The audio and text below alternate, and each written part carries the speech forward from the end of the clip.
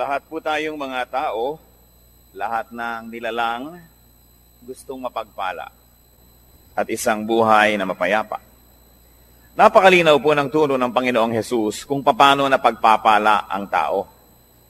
Kaya lang, dahil sa panlilinlang ni Satanas at dahil na rin sa sarili nating mga katigasan ng puso, yung mga madali at malinaw na itinuro ng Panginoon ay parang natago, nakubli, at yung dapat ay alam ng lahat ay parang naging lihim lang ng iilan na nakakaalam nun. The obvious becomes unclear, and the way to blessedness almost becomes a secret. Sabi po sa pangalawang Korinto 4, 2 Corinthians 4:4, the God of this age has blinded the minds of unbelievers. Ang Diyos-Diyosa ng panahon na ito, si Satanas, ay nagbulag sa kaisipan, sa puso ng mga di nananampalataya. Acts 28, 26-27. Go to these people and say, you will be ever hearing, but never understanding. You will ever be seeing, but never perceiving. For this people's heart has become calloused. They hardly hear with their ears, and they have closed their eyes. Isa pong malungkot na description ng mga tao na naging bulag sa katotohanan ng Diyos, tumigas ang puso, nabingi ang mga tainga at di na nakakakita. Ang mga pinagpalang tao po ay pinagpala dahil sila'y nakakakita. Mahalaga na ang mata ay nakakakita at ang tainga ay nakaririnig. Blessed people are blessed because they see. What they see is almost a secret to the ungodly. At yan po ang tema ng ating pag-aaral ngayon, 3 secrets of blessed people. Ang 3 lihim ng mga taong lubos na napagpapala. Na dapat sana'y hindi lihim, subalit dahil sa kabulagan ng marami, nagmumukha tuloy na lihim. Luke 6:37-38. Ang nagsasalita po dito ay ang Panginoong Hesus. Do not judge, and you will not be judged. Do not condemn, and you will not be condemned. Forgive, and you will be forgiven. Give, and it will be given to you. A good measure, pressed down, shaken together, running over, will be poured into your lap. For with the measure you use, it will be measured to you. Narito po at mahuhukay sa ilang mga pangungusap na ito, ang pinag-uusapan nating 3 lihim ng mga taong tumatanggap ng pagpapala. Sabi ng Panginoon, huwag manghuhusga ng kapwa at nang di kayo husgahan. Magpatawad at nang kayo'y mapatawad din. Magbigay at nang kayo'y mabigyan din. At papaano po ipinakita at ipinaliwanag kung paano daw tayo bibigyan kung tayo mapagbigay? A good measure, pressed down, shaken together, and running over. Siksik, liglig, umaapaw. Ang ibubuhos daw sa kandungan nung bibigyan. Paano po kandungan? Nung araw po, lalo sa Israel, pag bumibili kayo ng trigo o bumibili kayo ng mga kung ano-anong mga grains, mga butil, may mga madadayang tendero, ang galing ng pulso, na pag nagsasalin sila nung mga butil na ito dun sa sukatan, kumbaga sa salop, ang galing nilang magpasama ng hangin, kaya tuloy maraming mga hangin sa pagitan ng mga trigo, konti lang pala yung laman, mukhang puno na. At mabilis nila yung isasalin sa yung sisidlan, para huwag mo nang mabigyan ng oras na yung trigo na yun ay bumaba. Kasi pag tumagal, bababa yun eh. Malalaman mong may kulang pala sa sukatan.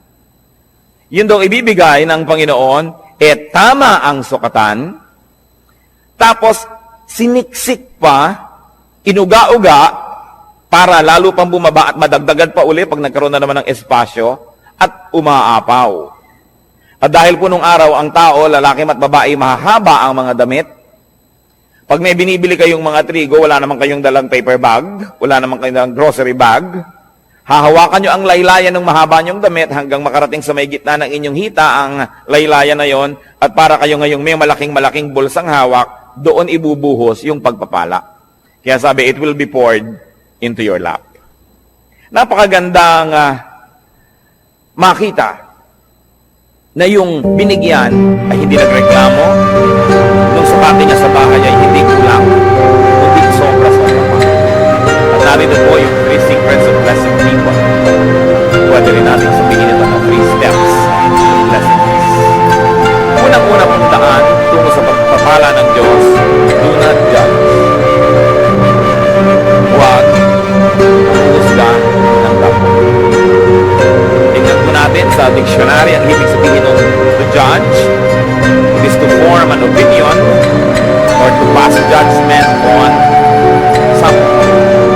So, makikita po natin na yung palang nilikha ka na yung mga iniisip ko sa isang tao, sinasabi mo na siya ay ganito, ay gano'n, hindi mo pa naman lubos na nagulawaan, yan ay isang uri ng judgment.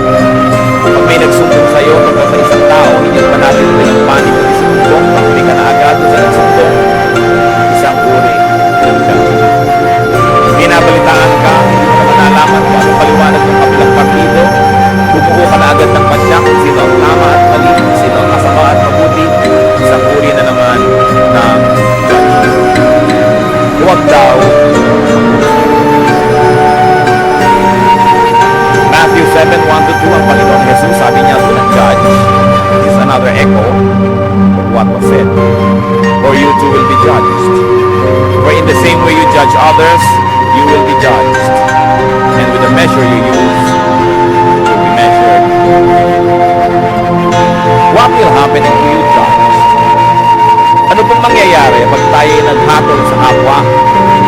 Malinaw na malinaw ang sinabi, you too will be judged. Pag ikaw ay humatol, hahatulan ka rin nino ng tao at ng Diyos. Di po ba't pag may mga sinasabi sa'yo, dapat malinis ang bahay mo, dapat ganito ginagawa mo, dapat ganyan tayo. Sasabihin ng iba, bakit ikaw? Kasi ikay mahatol, hahatulan ka rin. Pero, ang mas masakit doon, hahatulan ka ng Diyos. At yun ang mabigat na lahat. At ano naman po ang problema kung hahatulan tayo ng Diyos? Well, you will be found guilty. Tiyak na tiyak na pagka Diyos ang naghukom sa atin at tayo'y sinukat, tayo'y kulang. Tayo'y tinimbang, siguradong tayo'y kulang. Sapagkat sabi sa Romans 3:23, for all have sinned and fall short of the glory of God. Lahat ay nagkasala at kinapos sa kaluwalhatian ng Diyos. May exempted ba? Exempted ba ang mga nagpapakulot? Exempted ba ang mga nagalas pinyas? Hindi. Sabi lahat ay nagkasala at kinapos. Romans 3:10-12, as it is written, there is no one righteous, not even one. There is no one who understands, no one who seeks God. All have turned away, they have together become worthless. There is no one who does good, not even one. Sa tingin ng langit, walang gumagawa ng tama. Lahat ay nagkakamali, panapanahon lang. Minsan ay tamang-tama ka ng 2 araw, sa pangatlong araw, nadapa, may mali na. Yung mga iba, hindi na talaga tumatangon sa pagkakadapa, permanente nagkakadapa. Sobra nang nasanay sa pagkakasala. Wala daw nakauunawa. Pero sasabihin natin, hindi ba may ginagawa kaming tama? Subalit sabi rin sa Bible, ang pinakamagaganda at pinakamalilinis sa ating gawa ay para lang basahan. Kung ito ay hahambing sa kalinisan ng Diyos, kulang at kulang pa rin. Kaya wala maaaring magyabak. Sasabihin niya, ako'y tama. So pwede na ako ngayong maghusga ng iba. Ako'y maayos. So pwede ko na ngayong hatulan ng ibang hindi maayos. So pagkat maaaring maayos kayo ngayon, ihawak niyo ba ang butas? Nakatitiyak na tayo. Napakarami kong narinig ko ng araw, mga magulang, kinikasan yung mga anak na dalaga ng kapitbahay, ng mga kabilang kalye. Pagkatapos, lumaon yung mga sarili ng anak na dalaga, ang mga napapariwara. Wala na sila ngayong masabi dahil nauna na ang paghatol nila doon sa iba. Eh sabi pa naman, kung anong tanong mo sa iba, ganun ka susukatin. Sobra kang mahigpit sa iba, magiging mahigpit din sa iyo Diyos. Yan ang problema pag tayo po'y humahatol agad. Genesis 6:5, nilikha ng Diyos ang tao, takot-takot ang kasalanan at mga kasamaan ang ginawa ng tao. The Lord saw how great man's wickedness on the earth had become, and that every inclination of the thoughts of his heart is only evil all the time.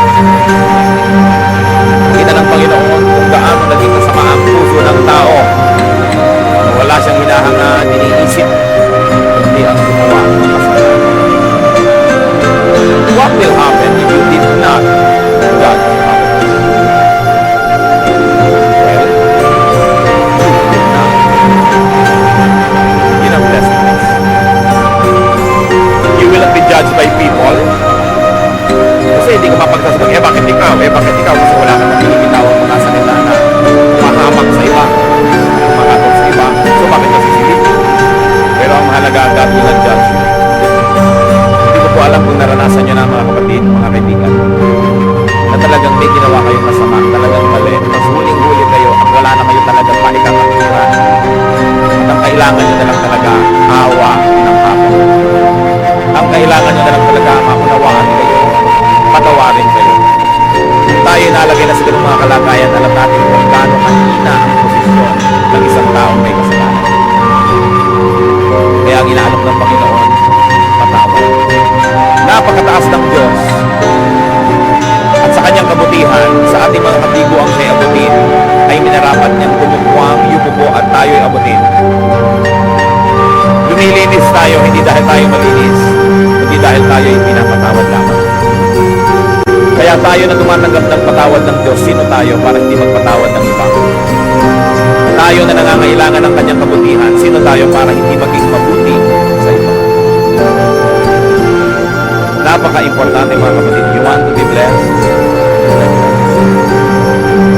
Pero araw-araw, gaano karami ang inyong binibigay?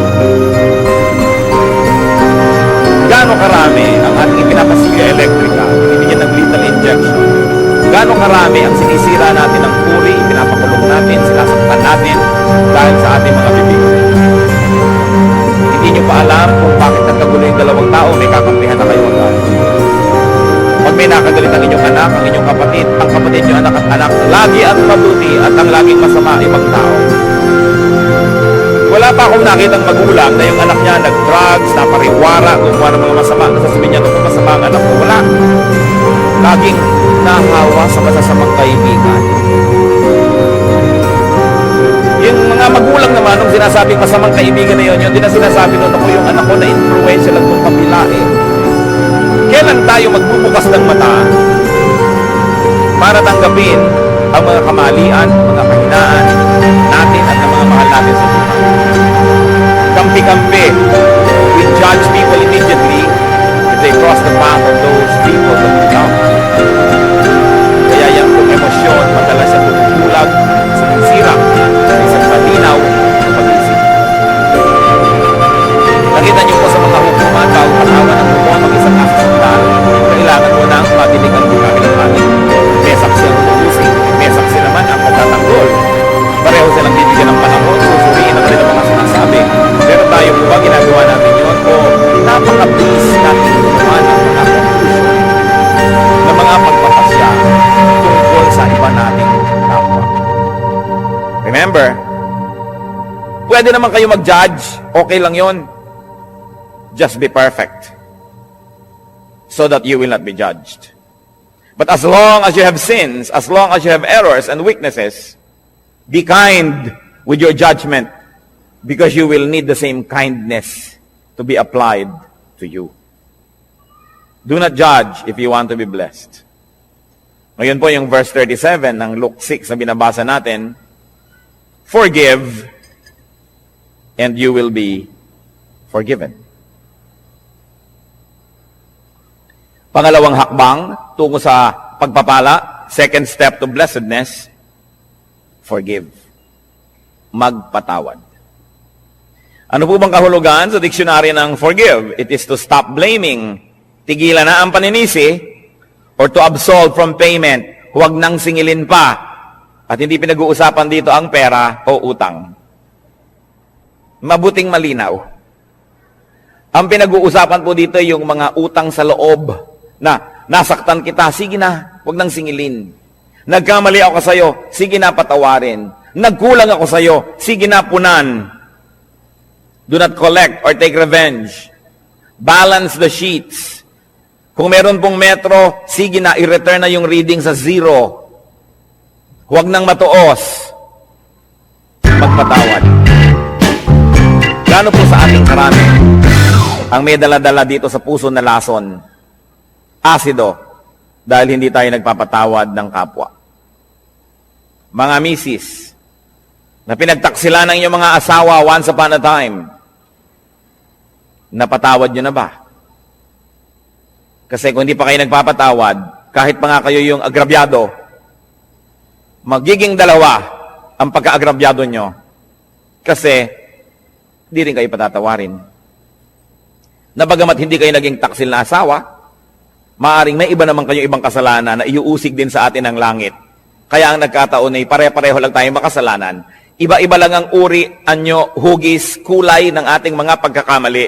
Pero kung tutuusin, lahat din naman tayo may mga pagkakamali.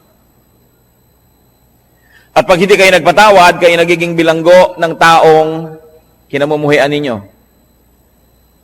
Tuwing naaalala nyo siya, nawawalan kayo ng ganang kumain, nawawalan kayo ng ganang matulog, tumatamlay kayo.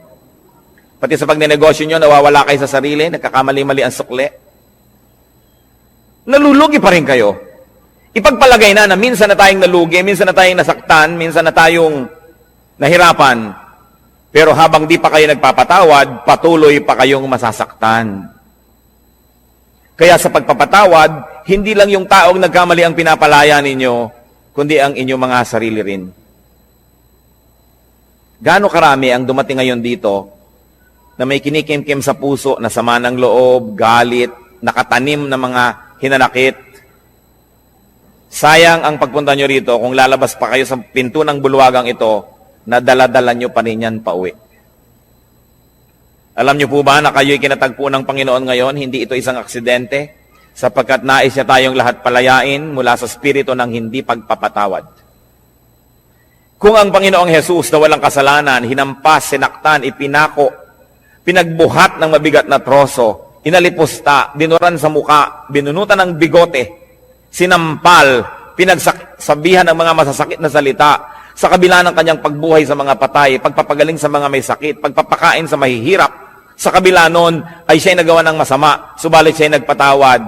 Sino naman tayo para hindi magpatawad? Meron din naman tayong nagawang mga masasama. What will happen if you forgave? You will be forgiven. Kuminsan po, nalulungkot ako makita ang marami nating kababayang napaka-mga relihiyoso. Nagpapapako sa krus, naghahampas sa sarili, hinihiwa ng blade ang mga likod, dumidi pa, lumuluhod sa munggot asin, naglalakad ng paluhod, pinahihirapan ng sarili upang mapatawad sa kanyang mga kasalanan. Hindi naman lihim ang daan tungo sa kapatawaran. Hindi sinasabi ng Panginoon na, para patawarin kita, pahirapan mo ang sarili mo, saktan mo ang sarili mo. Ano po ba ang Diyos natin? Sadistang Diyos? Na ikalulugod niya na makita na tayo nahihirapan, nagdurugo, nagpapawis ng dugo? Hindi siya ganon. Hindi hinihingi ng Diyos ang ating mga sakripisyo para niya tayo patawarin. Ang sinasabi lang ng Diyos, magpatawad ka sa kapwa mo at mapapatawad ka rin ng langit. Hindi natin kailangan gawin yung mga mahihirap na ginagawa ng marami. Kaya nakakalungkot po sapagkat ko ang Biblia, ang salita ng Diyos ay hindi nakabukas at hindi tinatanggap ng bukas na puso. Maraming ginagawa ang taong nasasayang. Pinipilit niya magpunyagi, maghirap. Subalit hindi naman pala yun ang hinihingi ng Diyos. Magpatawad ka lang sa kapwa. Kaya kung tutuusin, parang mapalad ka pa nga pagka marami nagkamali sa'yo Kasi marami ka rin mapapatawad. Therefore, you position yourself in the path of God's forgiveness. That's why everything that happens can be a blessing. If only you would open your eyes and see that our God is a God who dispenses blessing everywhere, every time, in every situation. What will happen if you did not forgive others? Ano naman ang mangyayari kung di kayo magpatawad? Matthew 6:14-15. Ito po ang sabi ng Panginoong Jesus. For if you forgive men their sin against you, your heavenly Father will also forgive you. But if you do not forgive men their sins, your Father will not forgive your sins. Yan po yung dasal nating Ama namin. Patawarin mo po kami sa aming mga utang, gaya rin naman ng pagpapatawad namin sa nagkakautang sa amin.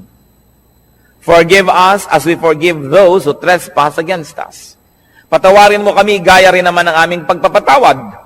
So ang sinasabi, Lord, kung kami po ay mahilig magbigay ng patawad, edi mahilig din kayong patawarin kami. Kung ayaw po namin magpatawad, huwag nyo rin kaming patawarin. At kung binibigyan po namin ng limitasyon ng aming pagpapatawad, na sinasabi natin, pangatlong beses mo nang ginawa yan, sa susunod, di na kita patatawarin, Lord, ganun din pong gawin niyo sa akin. Pag 3 beses na ako nagkaroon ng isang kasalanan paulit-ulit, sa ika-4, huwag niyo na po akong patawarin. Nauunawa po ba natin ito? Na kung tayo hindi nagpapatawad, tayo rin ang nalulugi. Forgiveness is a bridge. Don't burn the bridge over which you too must pass. Kung minsan sa kahigpitan natin, ayaw nating may makatawid, sinunog natin ang tulay, pero yun pala, kailangan din nating tumawid, pati tayo nadamay, hindi rin nakatulay. Kailangan ang pagpapatawad. Sasabihin ng iba, Pastor, napakahirap naman po yata yung magpatawad. Agree ako sa inyo. Yes, mahirap. Pero di po ba mas mahirap hindi magpatawad? Naaalala mo pa, sumasakit pa yung dibdib. Lumulungkot ka. Tumataas ang iyong blood pressure. Pagka naaalala mo ang mga gumawa sa'yo ng mali. Mahirap magpatawad, pero mahirap ding hindi magpatawad. Hirap din lang at hirap ang gawin nyo na yung sa panig ng Panginoon, yung inuutos niya magpatawad. At yan po ang dalangin ko ngayon. Kung tayo merong daladala sa puso, dapat patawarin. Siguro parang pelikula na pumapasok sa screen ng inyong utak ang mga mukha ng mga taong ito. Patawarin nyo na. Alang-alang kay Kristo. At kundi man lang alang-alang sa Kanya, mga kapatid, alang-alang sa inyong sarili. Sapagkat malinaw ang sinabi ng Panginoon, ang hindi nagpapatawad ay di rin patatawarin ng Ama sa langit. Kailangan ng isang himala para yan mangyari. Kailangan ng hipo ng Espiritong Banal para tayo magkaroon ng pagpapatawad. At yan po ang hihingin natin sa Diyos ngayon. Isang makapangyarihan na hipo niya. Magkaroon ng himala sa ating puso. Magkaroon tayo ng kakayahang magpatawad. Bagamat hindi sana yun ang gusto natin. Kuminsan na yung gusto natin maghiganti. Subalit hindi yan ang paraan ng Diyos. At ang gumaganti, nagagantihan uli, magagantihan, hindi na matapos ang gantihan. So if you do not forgive, you will not be forgiven by people and by God. You will remain guilty. Therefore, you will be judged. And in the end, you will be condemned. Pangalawa pong hakbang, forgive. Pangatlong hakbang, tungo sa pagpapala, give. Napakalinaw po ng sinabi, give and it will be given to you. Magbigay ka at susuklian ka. Bibigyan ka rin. At ano po, higit sa ibinigay mo, ang ibibigay sa iyo. Kasi, sukat na tama, sisiksikin, liligligin, aalugin, at umaapaw pa ang ibibigay sa atin. Wala tayong kalugihan. So give to people. Give people your 3 T's. 3 letrang T. Time, talent, treasure. Ibigay natin yan sa tao. Lalo sa mga mahal natin sa buhay. Nagtataka naman ako sa mga tao na nag-aaway-away ang magkakapatid dahil sa kaprasong mana. Natitikis ang mga kamag-anak na may sakit, may pagdurusa, samantalang meron naman pwedeng itulong. Sabi, give. What we do to people is counted as done for and given to Christ. Alam niyo po ba na ang pagbibigay sa tao, lalo yung hindi nakakaganti, hindi makakapagbayad, ay inaari ni Kristong sa kanya ibinigay at kung ganon, siya ang magbabayad? Ano po ba ang tunay na pagbibigay? Yung ang binibigyan mo ay walang kakayahang gumante ng mabuti rin. Kasi kung may kakayahan, binigyan mo lang, baka investment lang yan, puhunan, namumuhunan ka lang. Nagbibigay ka ng maganda dahil may kapangyarihan siyang magsukli sa iyo sa panahon na kailangan mo siguro ang tulong niya. Hindi nyo ba napapansin, pagka mayaman ng may birthday, mahal ang mga regalo? Tapos pagkapuha natin, mahirap ang may birthday, kung ano-ano lang ng mga binalot na kalendaryo. Mga tuwalyang may mga sulat na inchik na good morning, na isang laba mo lang, gapak-gapak na. Kasi mahirap ka eh. Baka hindi ka makapagbigay ng mamahalin sa birthday niya, so ba't kanya bibigyan ng mahal? So hindi nagbibigay, namumuhunan. Pero kung tayo po ay mga maralita, may nagregalo sa atin ng napakahalagang bagay, alam nilang hindi natin kayang suklian yon, yun ang tunay na nagbigay. So pati po ang ating mga pagbibigay susuriin natin. Tayo ba'y nagpapadama lamang, namumuhunan lamang, o nagbibigay talaga? Sa palagay niyo po ba ay maipagkakaila natin sa Diyos ang tunay na laman ng ating puso? Ang Diyos ang sumusukat, maging na mga iniisip natin na lingid sa ating kapwa-tao. At sabi nga sa Bible po, sa oras ng paghuhukom, sasabihin ng Panginoon, hali kayo mga hinirang, mga pinagpala. Nagugutom ako, pinakain ninyo ako, nagiginaw ako, binigyan niyo ako ng balabal. May sakit ako, dinalaw niyo ako. Nakulong ako, nasa piitan, helpless, powerless. Pinuntahan ninyo ako. Handito ang inyong gantimpala. At sabi ng mga tao, kailan naman po namin nakita na ganun kayo? Diyos naman kayo. Sabi ni Lord, Aba, lahat ng taong tinulungan ninyo, inaari ko na sa akin nyo yun ginawa. May tanong ako sa inyo. May gumawa ng mabuti sa anak nyo. Di ba tinatanaw nyo? Di ba mas natutuwa pa nga tayo na sa birthday ng anak natin may nagregalo kaysa sa sarili nating birthday? Di ba't kung may mga regaluhan sa Pasko, tinitingnan nyo yung anak nyo kung may nag-aabot man lang kahit isa at nasasaktan ng puso nyo na walang nagbibigay sa kanya? Lahat ng tao, likha ng Diyos. Mahal niya ang lahat ng tao. Pag nagbigay ka sa isa niyang minamahal na tao, lalo yung kapuspalad, yung walang pumapansin, hindi kaya niya alam? Hindi kaya niya tinatandaan? At sasabihin niya, balang araw, susuklian ko ang kabutihan mo. Kahit ngayon pa lang, susuklian ko na, sapagkat mabuti ka dito sa aking mga nilalang. Di ba't pag may sumasakit sa kalooban ng ating mga anak ay tayo unang-unang nasasaktan?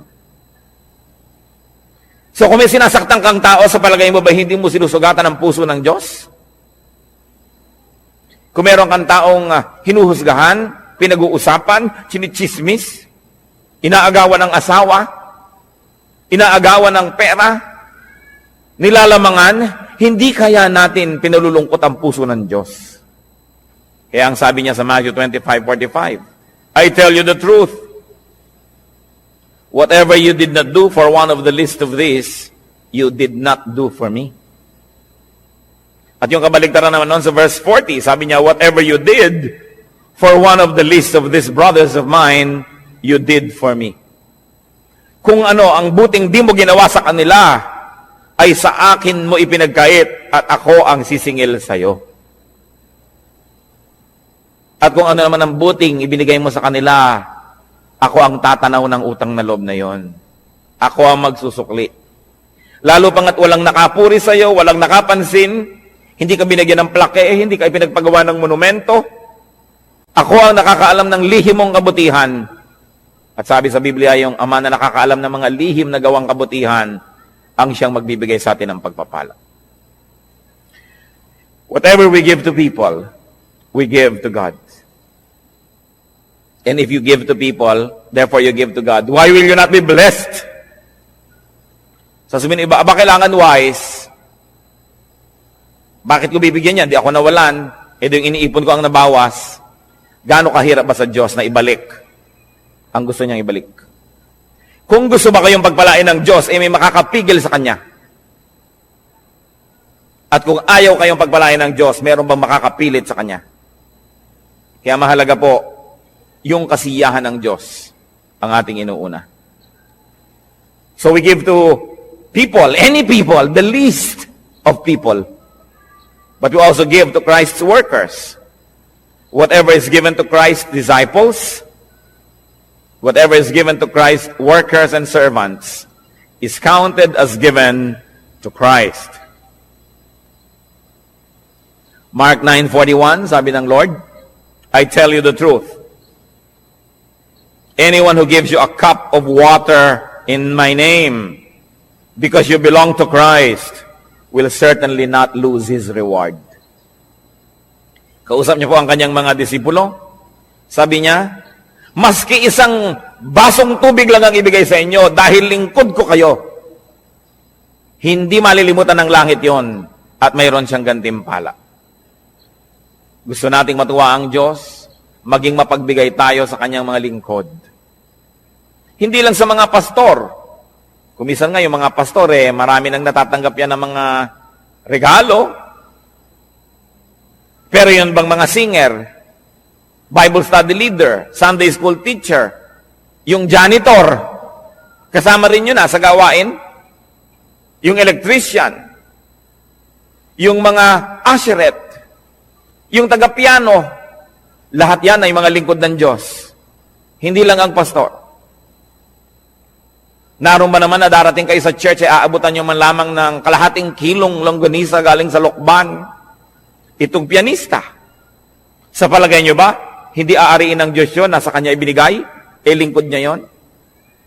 Mag-isip-isip tayo mga kapatid, sapagkat maiksi ang buhay. Kakaunti ang mga araw at bilang. Kailangan bawat araw, meron tayong nabibigyan, may nagagawa ng mabuti. Sapagkat ang lahat ng yan ay tinutuos ng langit. Pero mas mabuti sana na hindi natin ginagawa yun dahil tinutuos, kundi dahil talaga ang puso natin ay naging makadiyos na at ang likas sa Diyos ay mapagbigay. Ganon din naman ang ibinibigay natin sa church, sa gawain ng church, inaari rin yun na ibinibigay kay Kristo. What is given to the church is counted as given to Christ. What the church is His body. Sabi ng Ephesians 5:23, Christ is the head, His body, of which He is the Savior. Kung ang iglesia, ang kapatiran ay si Kristo ang ulo, at ang lahat ng narito ay bahagi ng kanyang katawan. Kung may sinasaktan tayo na tao sa church, meron tayong tinitikis na gawain, may tinatalikuran tayo ng mabuti, hindi ang tinitikis natin na bahagi ng katawan ni Kristo. Pwede bang mahal mo ang isang tao, inaayos-ayos mo yung bahagi ng Kristo, pinapasama sa akin. Pagkatapos, pinuputol mo yung mga talike, pinapartinig mo yung tuhod. Pwede ba yun? Dahil si Kristo ang pinuno ng iglesia, mamahalin natin ang lahat ng bahagi nito. Pagmamalasakitan, aalagaan, tutulungan,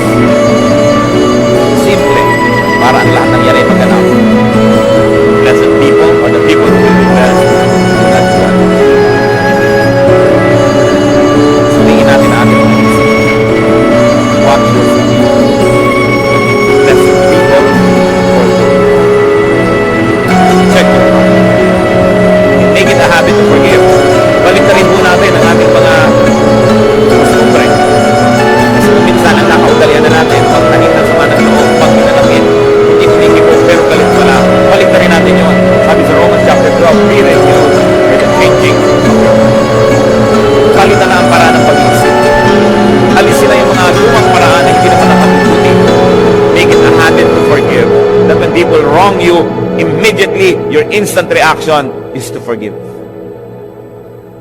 Habit yan. It can be formed. It is a learned behavior. And God can help us. And of course, a way to blessedness, a way to prosperity is to give. Suriin natin ang ating mga sarili. Hindi naman dapat lihim ang mga bagay na ito. Ibinunyag na ng Panginoon. Nagiging lihim lang sa mga nagbubulag-bulagan at nangagbibingi-bingihan. Panginoong Diyos, suriin niyo po ang puso namin. Turuan mo kami, Lord, na tunay na maging marunong. Karunungan na kumikilalang ang tamang gawin yung ipinagagawa nyo.